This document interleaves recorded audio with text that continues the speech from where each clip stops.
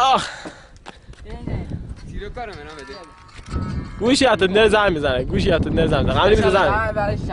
آره اینا بیم اطلاعی ما گرفتیم خب 500 تومن میگیرن اول کار خب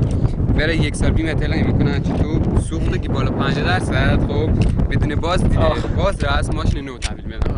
قشنگ کار بود حالا دست تیر بزن درسته الان میذاره تو چی شده تا تا تو شیشه که آخر میشه دست تیر بزنم تو شیشه امتحانی نه بزن آیسمه ترس من شیشه خورده بزن تو صورت بچه بزن نه شیشه ماش خود خطوندی خورد نمیشه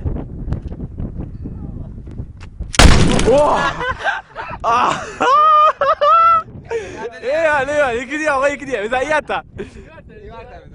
بزن گوشا که آمده بزن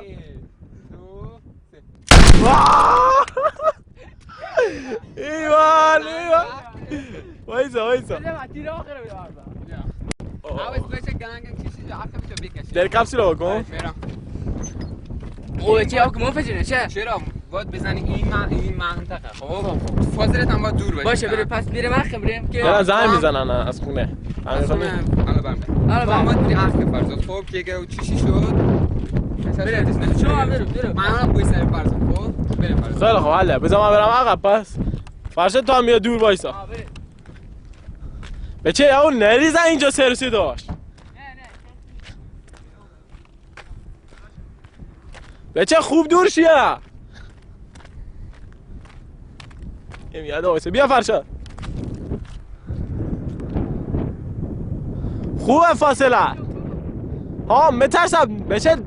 انفجار پرتی بکنه آقا خیلی خوب آمده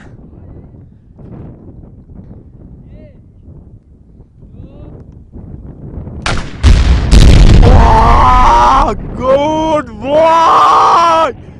خدا فرشاد وای نگاه کن